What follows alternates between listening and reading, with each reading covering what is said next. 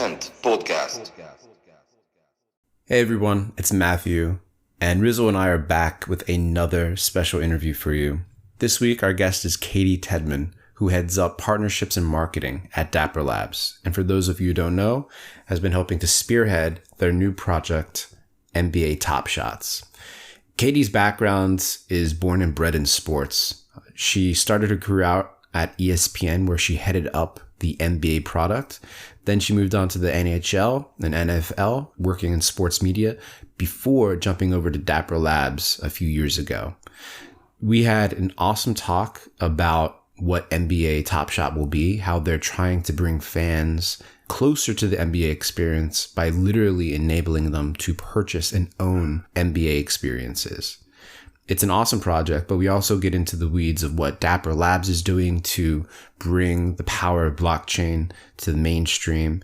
We talk about her background in sports and how she's using that to make Dapper Labs a sports company, which is awesome. There's one thing I should say before we get into the interview. After we recorded this, the good folks at Dapper Labs and Abby specifically took the time to sit down with me and give me a sneak peek of NBA Top Shot. And I have to say, it does look like it's going to be a pretty excellent project. So make sure you keep your eyes peeled for that. So without further ado, I hope you enjoy our conversation with Caty Tedman, Head of Marketing and Partnerships at Dapper Labs. Okay, and we're live.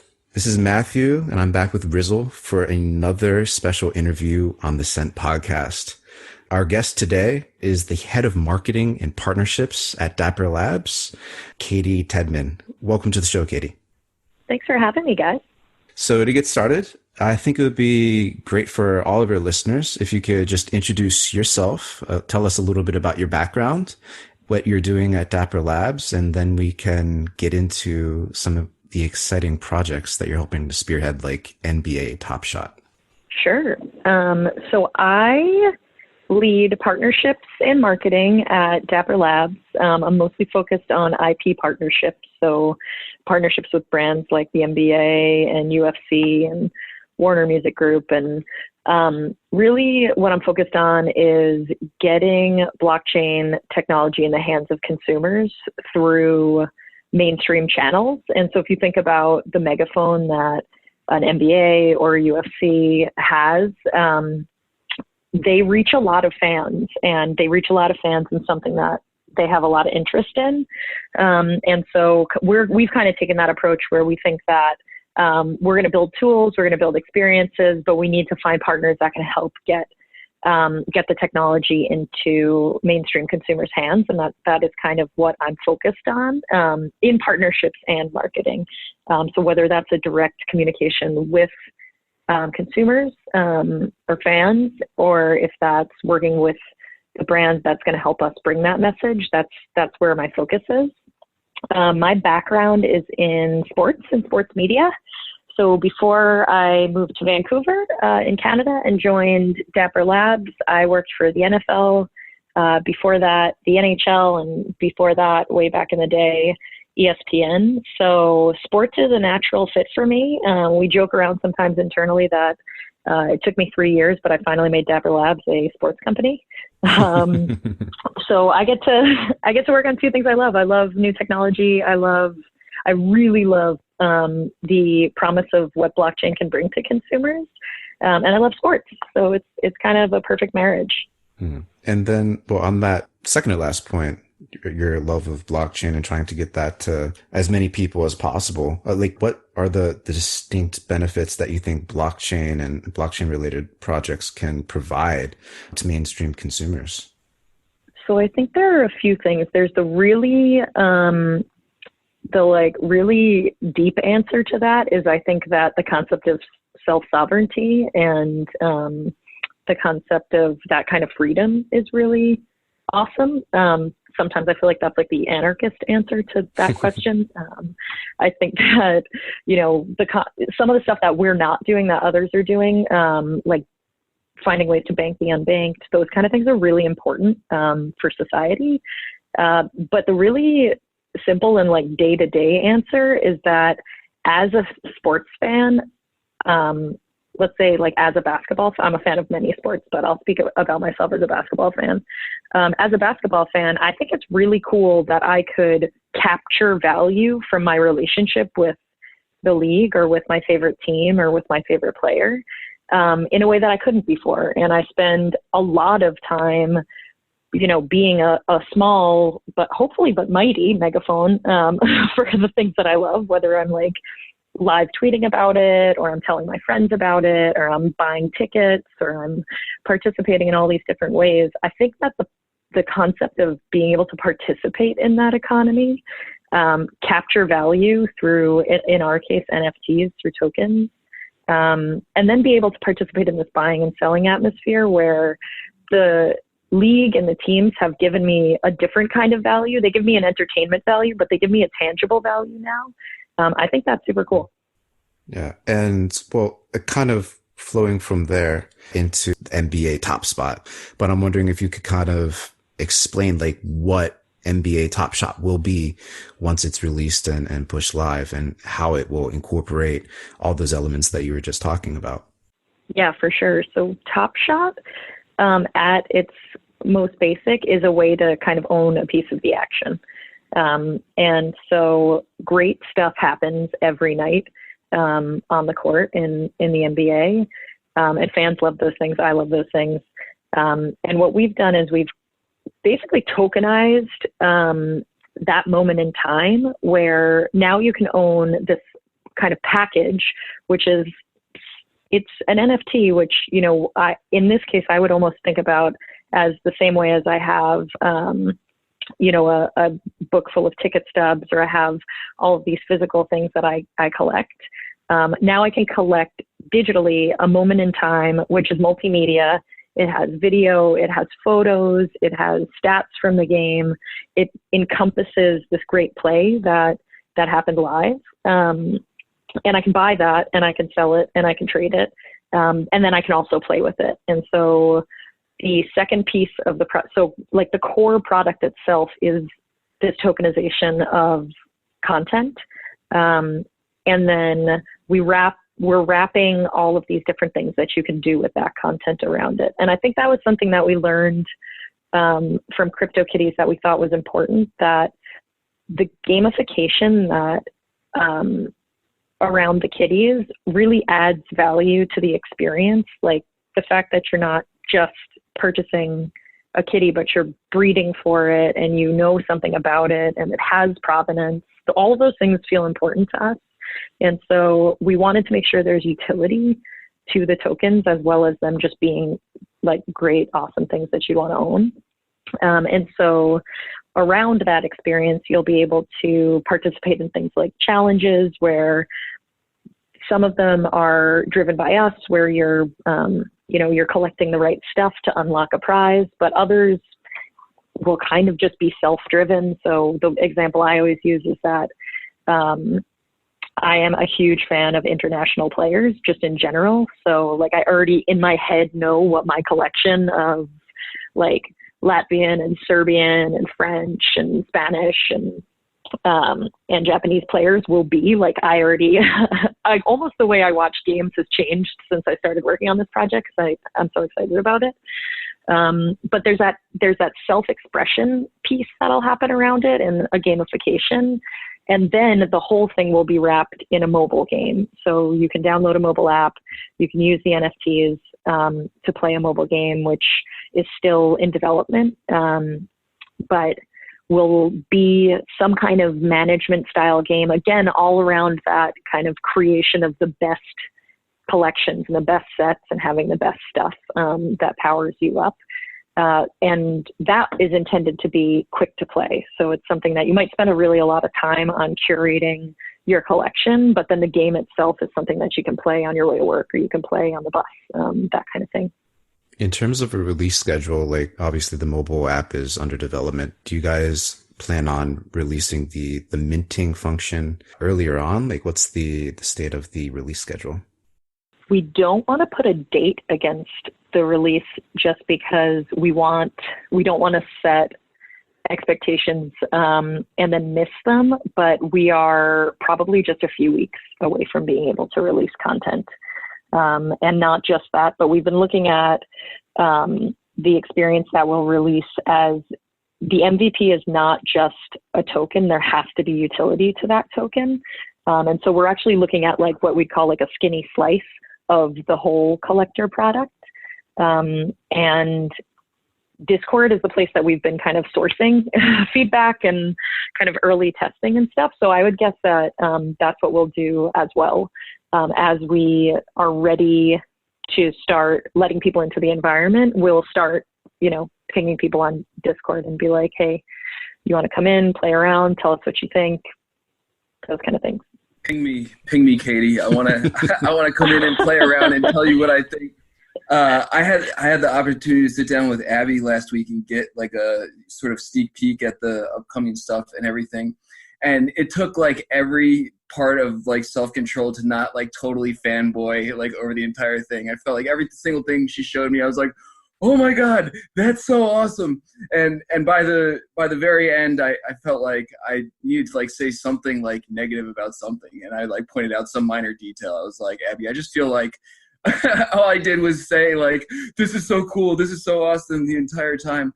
I grew up playing basketball and followed the NBA and everything. So this like, and also have a love for NFTs. So this like checks a lot of boxes for me as well. The partnership with the NBA, Caty, did that sort of just like fall into your lap, or did you like proactively seek that out? Or, I mean, you named like a bunch of others you could conceivably do something similar with. Why the NBA? The NBA relationship, first off, is somewhat long-standing. So when I was at ESPN, the product I worked on was the NBA. I worked on the NBA on ESPN, and so there's some connections there to start out with. And then also at some point over the last couple of years, a whole bunch of people from the NFL moved over to work at the NBA. So I have a whole bunch of ex-colleagues who were there, and I kind of just stalked people a little bit to be like, who can I talk to about this? I feel like this is a great fit. I'm super excited about this technology. Frankly, I understand their world more than our world most of the time. From like the perspective of I'm new at being at a startup. Blockchain is pretty new from like an established technology perspective. So I actually more often understand where they're coming from than where we're coming from. And I stalked a bunch of people. At the same time, we went out to investors of ours at Andreessen Horowitz, who have been super helpful in helping us find the right people and organizations to talk to, and have been advocates for the space. They are like low key, some of the greatest advocates for the blockchain space, just in the work that they do day to day. And I found my contact, Adrian O'Keefe, who spoke with me and Sophie Gage from the NFLPA at NFT NYC. And Adrian is like actually far more of an OG crypto person than I am. I like went through our first call. I like basically like over explained crypto kitties, and she was like, yeah, I know I own kitties. And I was like, oh my God, I spent so much time explaining this to you. You already knew exactly what I was talking about. But they had already had a blockchain group together, and they were already vetting potential products, and they were already talking to other companies, and they are very knowledgeable. Like they don't do things that they have a loose grasp on. They really deep dive. So their blockchain group has licensing people. It has content people on it. It has, I've talked to somebody from their fantasy team who's looking at different things there. They have lawyers. They have, engineers. And so they're kind of the perfect partner because they deep dove into it. And we were lucky enough to kind of reach out at the right time and have, I think actually just be annoying enough to stay on their radar. Nice. Are any of the players aware of what's going on, or do they have a hand in it at all? Or is it mostly like, higher level business people involved? So the way that relationships with most of the North American leagues goes is that they you have to have a relationship with both the league and the Players Association in order to be able to use kind of the whole package of content. And so we also have partners at the Players Association who also are fantastic, and, you know, have a deep experience in games and game licensing. We haven't worked directly with any players yet, but through the Players Association, we'll certainly be working on a few deeper relationships, and then probably some other areas where we're just reaching out to, you know, players who are interested in the space. There are a lot of like loose connections between our organization and athletes through either investors or through personal relationships or through just interest in the crypto space. But we hope that players just think it's fun, right? Like it's fun to see people interacting around their content. It's fun from a gamer perspective, because I think at this point, many athletes are also gamers. So there's that angle to it. So nothing today, but certainly, yes, in the future.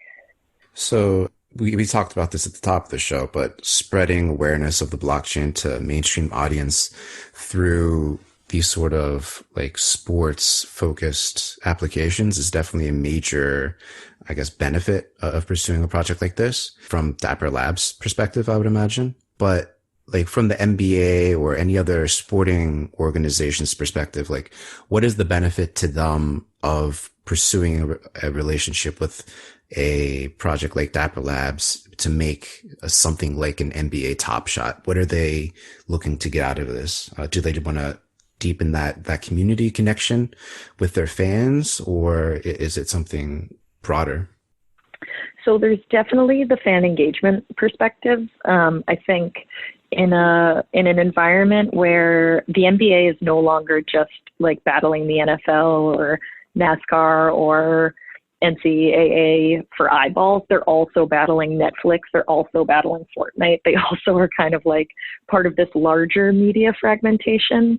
Building deep relationships with fans is really important. And I think it's important for every organization that we've talked to, whether it's across sports or automotive or, you know, cartoons or like pretty much anything.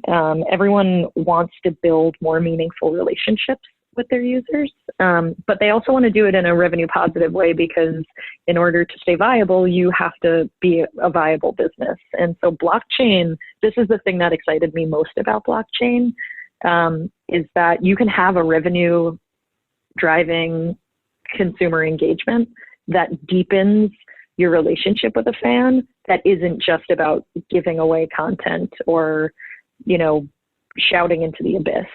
It's something that you could actually build really meaningful relationships while driving positive revenue. Mm-hmm. And well, at a high level, I totally can see that. I totally feel that as well.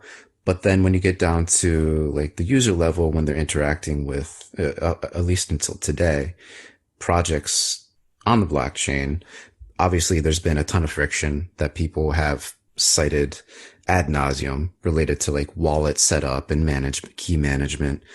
I know that you guys at Dapper Labs have been working on solutions to try to make that better and make that experience more approachable.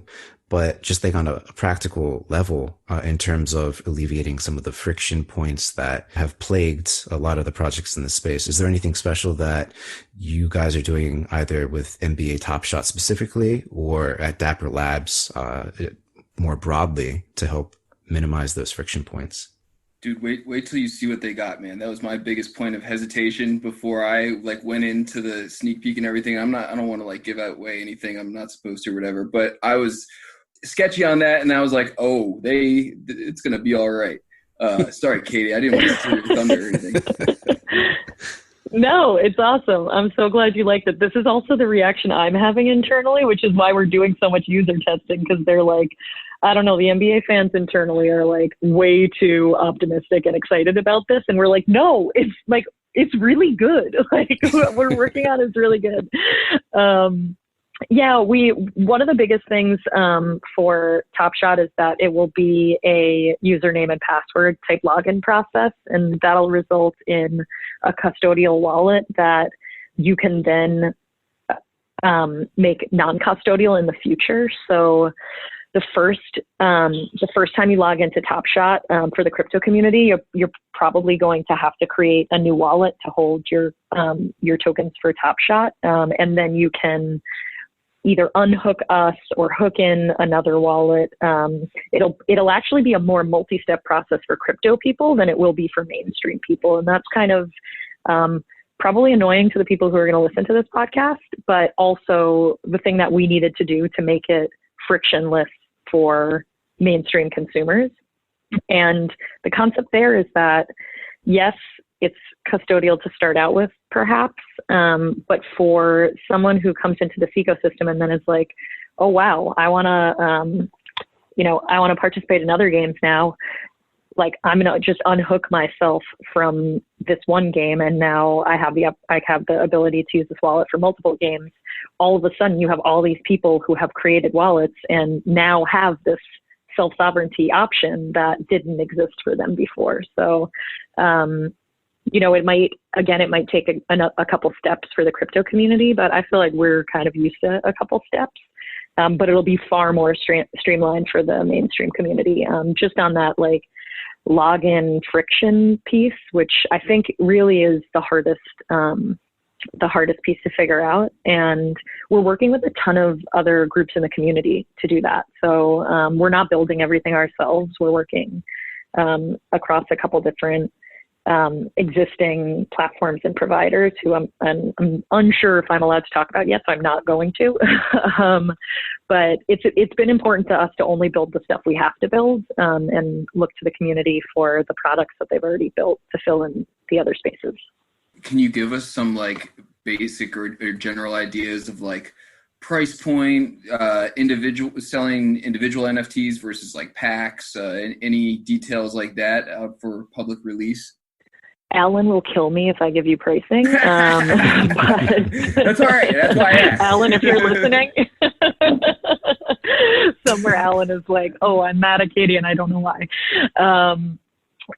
So I probably won't talk about pricing, but I can say that we are looking at a bunch of different ways to sell. So from a primary sales perspective, we'll be selling largely through packs, but also through direct sale, and in the near future through auction. So all of these different ways to sell, so that we don't always want to set the price, right? We want to let the market set the price. And so auctions are in both directions are important for that.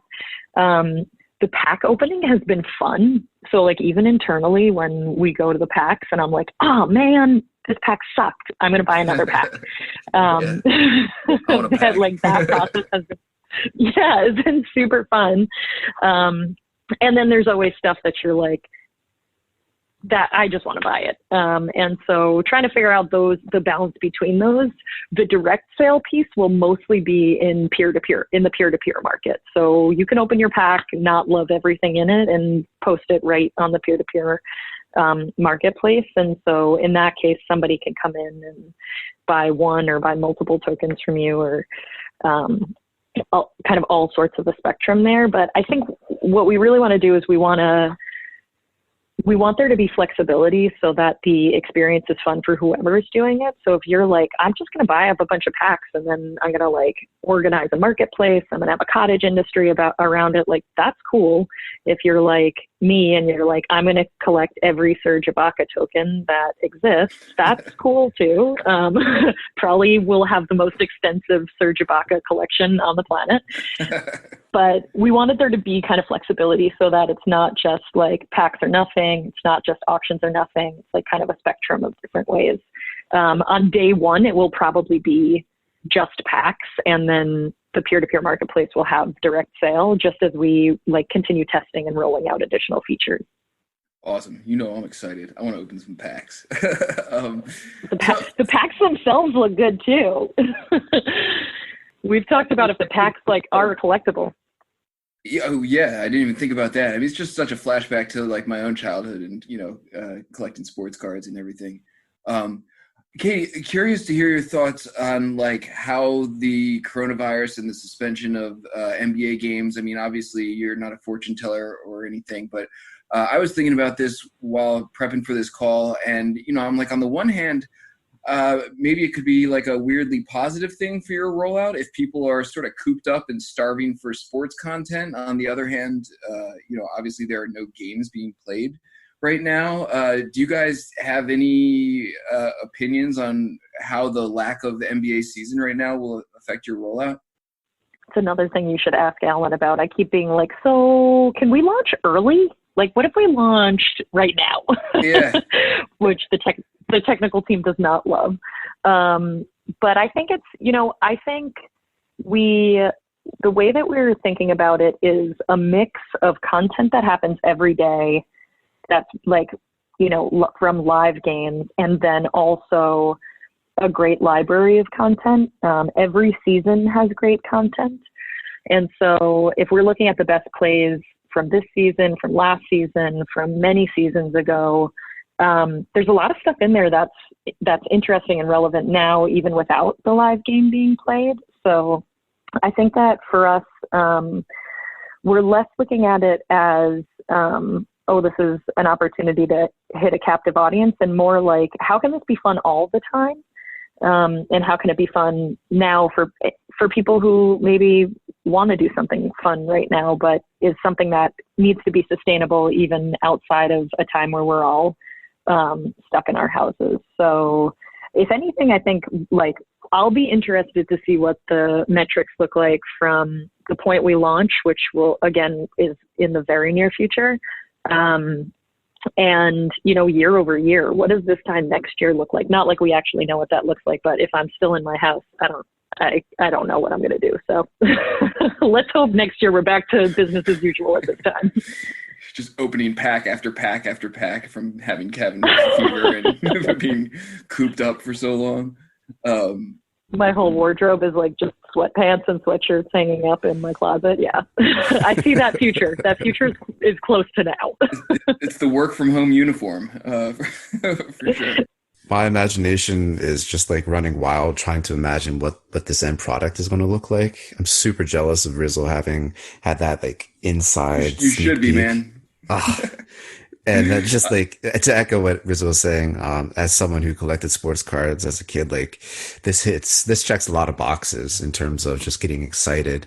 And then also just to have that deeper connection with a sport that I personally love, but living in Asia, given like the time zone differences, it's hard to follow the games as I normally would be able to. So having a game like this is like another vehicle to actually maintain that connection despite being half a world away. But zooming out a little bit from NBA Top Shot to looking at like what Dapper Labs is doing a little bit more broadly, obviously there's a lot of talk about the development of the Flow blockchain. And I know a lot of people typically like to ask like, is it the Ethereum killer? I'd like to kind of like flip that on its head though, and ask you like, how is Flow not an Ethereum killer? Yes, I would love to talk about that. I'm just going to go back to your Asia thing for a moment. We talk about that all the time, how we can also engage fans who maybe don't usually get engaged in the same way as local market fans do, and create content specifically that's regional, where you really can only access that in a certain region. And then that, those moments get really, really kind of interesting on the secondary market when not only do you have scarcity at play, but you have regional scarcity at play too. If you're trying to, again, make that like international set, if it's native language from like, France and Korea and Japan and like all of these different places, Mexico, whatever, you could have like all of these different really interesting content lines that are rewards for the people in that region for being great fans, but also are interesting to people globally. So just super excited about that too.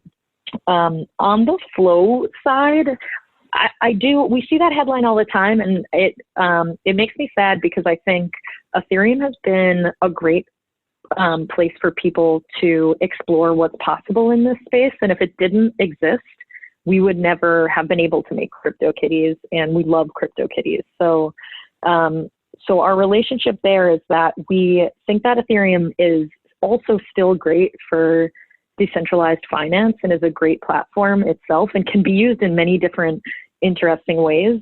We just couldn't scale on it, and we had to find something that we could scale on. From a platform perspective, we feel pretty strongly that that using side chains and using private chains is not the route that we wanted to go. That sounds to us a lot like a private database, at which point why code in blockchain? It's not easy. It's hard.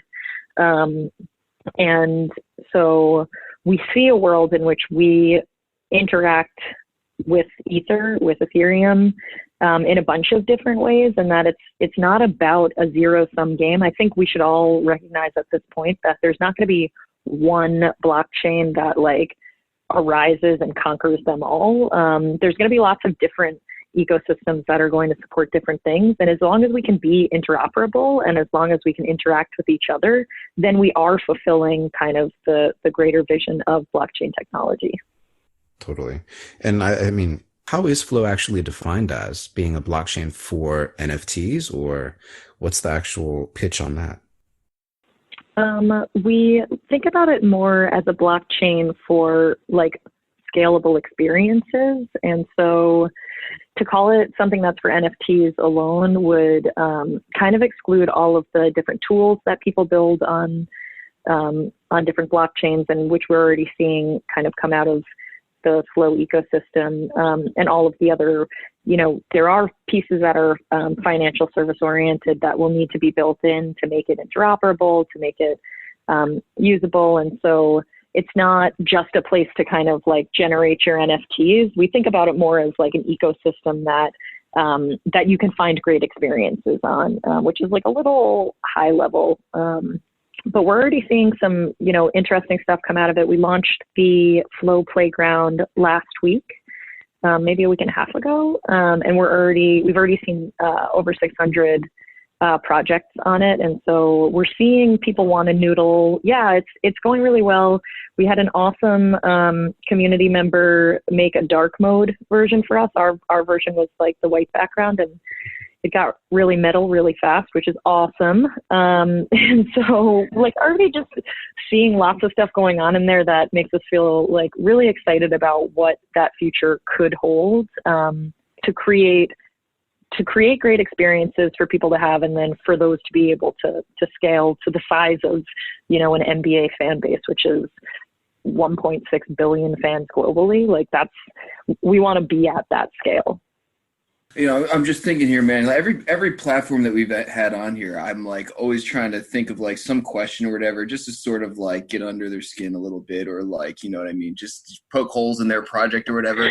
But I'm like, I can't. Yes, I mean, everyone's got their role, right? But this is like one of few projects. I'm like, shit, I like everything they're saying. They're like all cool. I like everything that you've showed me, your ideas, working with the NBA. I mean, seems like exactly what this whole NFT space needs. I mean, it seems like we just needed one big buy-in from an organization like the NBA, and then all like the dominoes start to fall, right? It's like once the NBA rolls something like this out successfully, and if you saw, not to keep bragging, Matthew, I'm sorry, man, but if you saw like the sneak preview, how dare you? it's like, okay, how is this not going to be successful, right? It just seems like for it to make a terrible pun, like a slam dunk. And I'm like, this is where like the walls start to fall around crypto in general, because someone over at the NFL is going to see this and be scratching their head and want some skin in the game, and who wouldn't? You know what I mean? It's the extension on the sports cards that really had their heyday back in like the late 90s and are still trying to like get back to that era, and this seems like it could be the beginning of that era. So I don't know, Caty, I wish I had some holes to poke in your thing, but I don't have. One of the things that I think is cool is like we've talked to the guys at Panini about their project. Like that's cool. It's cool that even the older version of this is looking at this environment and is saying, how could this not be the future? And in a perfect world, all of these things work together. Like you can bring your assets into Top Shot, or you can take your Top Shot assets and bring them somewhere else. And like that, when that's the thing for me that we'll have finally, like we as a community will finally have made it once we have that true interoperability. And I really hope that we can help push that forward. One of the things that we talk about internally when we're onboarding people and a lot is that like the only right answer is the one that is right for the technology and right for the community. And so we have gotten tough questions, right? Like we've gotten tough questions in Discord. We've gotten even tougher questions privately from the people who have especially kicked the tires for Flow. But that stuff makes products better. So we encourage people to poke holes and to point at stuff and be like, that doesn't pass the sniff test, or this could be done in a better way, because that's the kind of feedback that is going to get us to the point that we can actually hit that true mainstream success. And I keep saying that like for Top Shot, like we have to be idiots to mess this up. Like the creative is good, the concept is good, the support is good. Like I'm so excited to show it to people. Discord is the worst for me because I'm like constantly on, and every time we get a question that's like, hey, what's next for this? Alan's like, don't feel like you have to answer. Like we have a timeline, stick to the timeline. I'm like, but I want it now. But before I actually met you, I'm pretty sure I actually said that verbatim on Discord, that Top Shot needs to be idiots to mess this up. And then Jim linked me to you. He's like, hey, by the way, they're members of the Discord channel here. I was like, oh, hey, nice to meet you guys. Yeah, I mean, honestly, Caty, normally I'm pretty good at poking holes in people's projects and would love to continue to give you guys feedback on stuff and continue to try and poke some holes in it. But it really is a testament to your guys' work that your stuff is coming out sharp and getting the type of feedback and excitement around it that it is. So I would imagine that by the time you guys roll out, unless like the sky comes crashing down or something, it's going to be a pretty tight rollout. Yeah, we hope so. And even if it's not, we'd love for you guys to poke holes at us then. I will. And I don't have a hole to poke per se. And it seems like from CryptoKitties to Cheese Wizards to this and Flow rollout, I feel like you guys have been doing a lot in terms of cultivating these very interesting communities. And if there's one criticism I've heard other people mention, it has to do with that community, actually. It's probably a function of the community being so passionate and the team being just like having limited bandwidth in terms of what's possible to communicate, what's on the longer term roadmap and things like that. And people within the community could feel a certain way and maybe feel like they're not being listened to, not being engaged with by the team as much as they could. But I'm wondering for NBA Top Shot specifically, like, is there a community strategy longer term outside of having this, obviously before it's released, really close interaction with the folks in the Discord? Is there any forethought put into kind of really solidifying that community once the product is live and out there?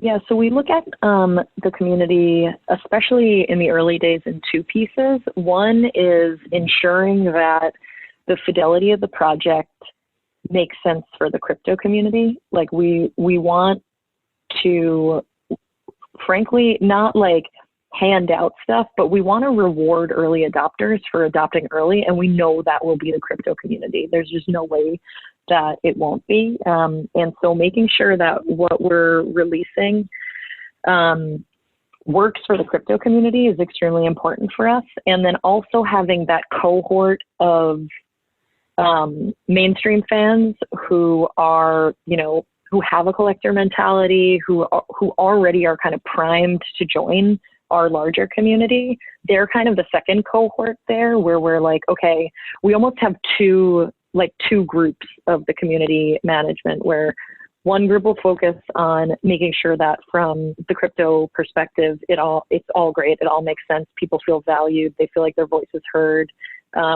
I hear that criticism a lot about us, that sometimes we're not listening to the community. I think what we actually do is we don't do a great job always of acknowledging we're listening to the community, because we are.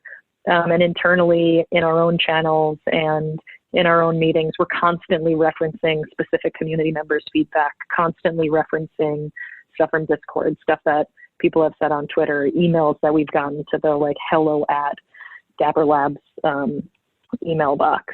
So we definitely can do a better job of the communication in the other direction to say you've been heard, because we truly do listen to the community a ton. But yeah, so we're thinking about that kind of early cultivation, and then in a perfect world, the community manages itself. Like, this becomes something that we aren't always poking at people to, respond and to like and to whatnot. It's something where people are like, okay, I get it. These tokens have value. This experience has value to me. This is fun.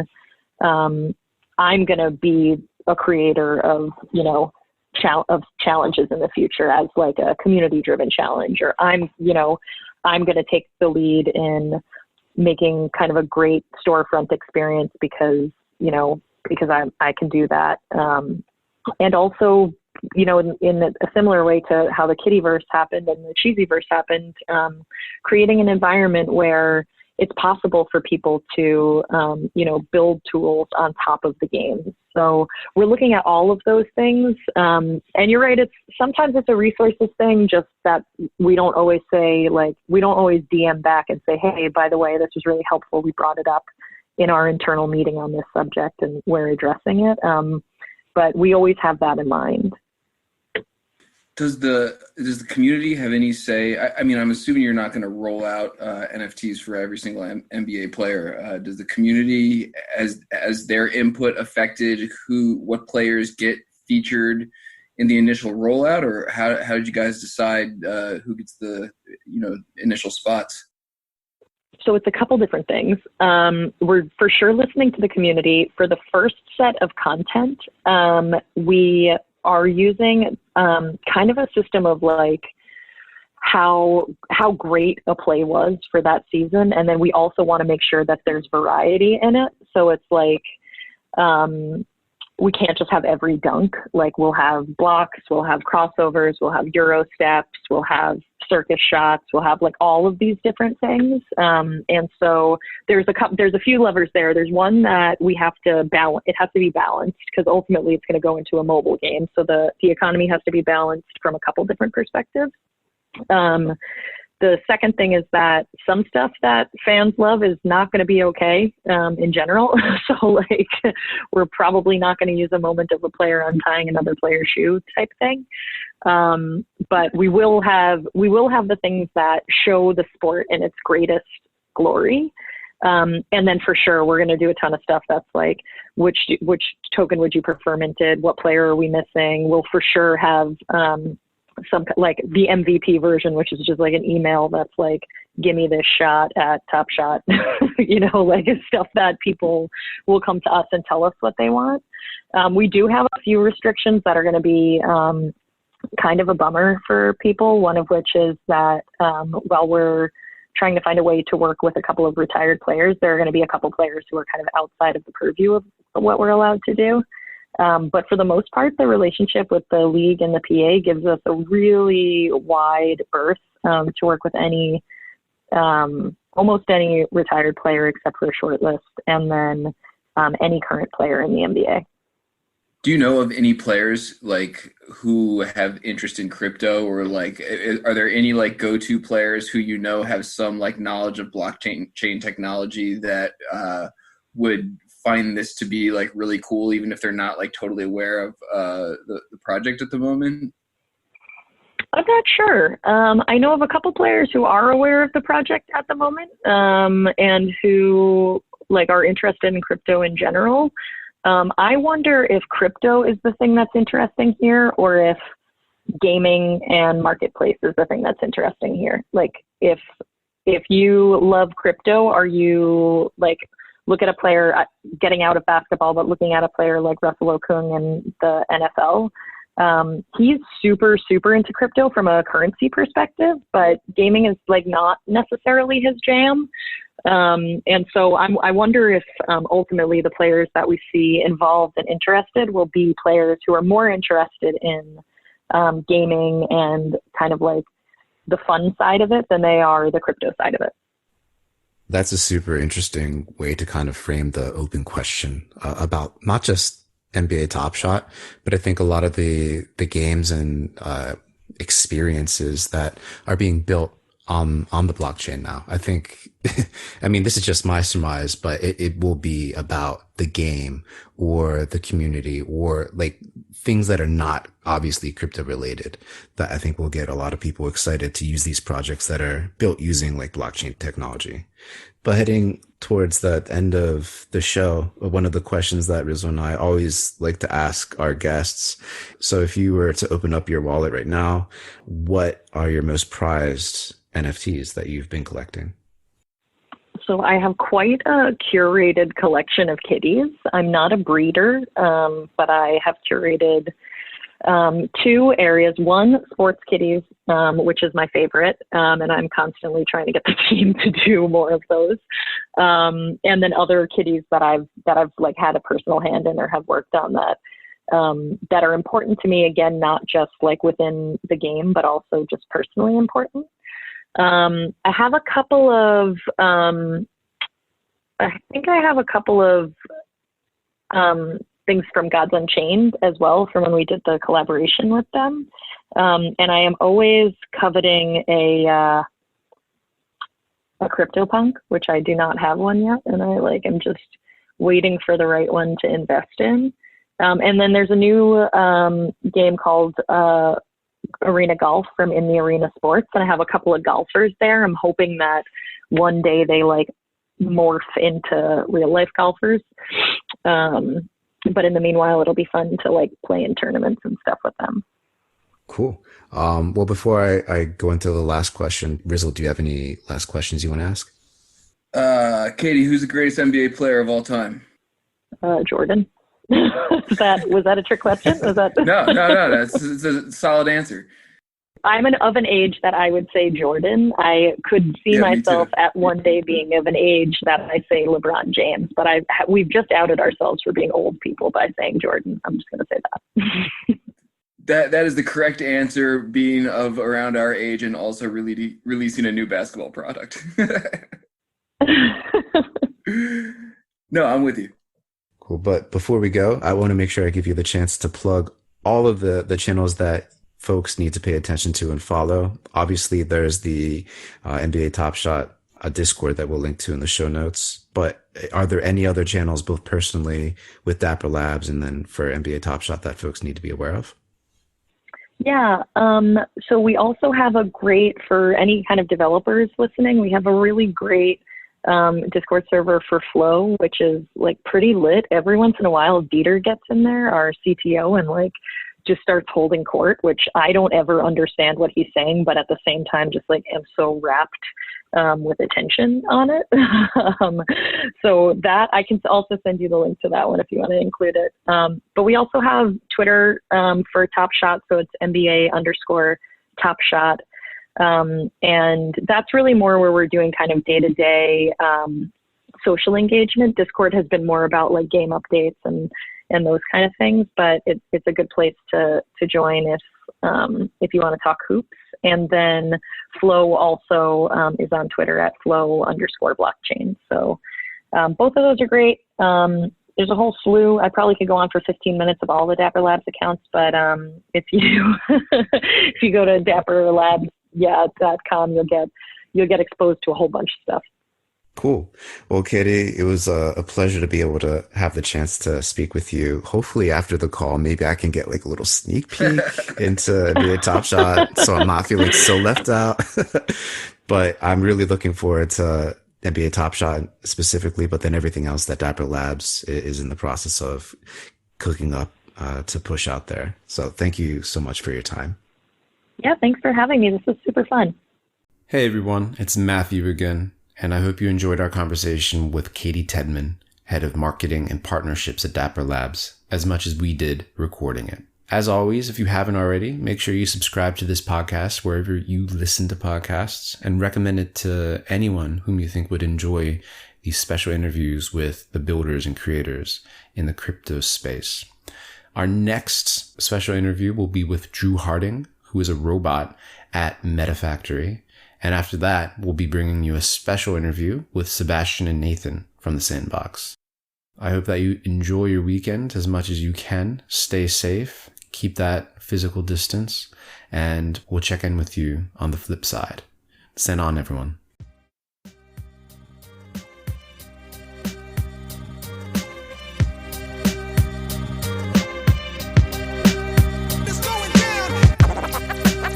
Send podcast.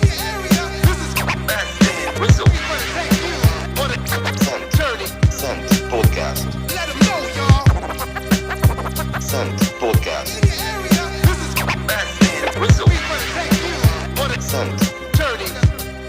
Send podcast.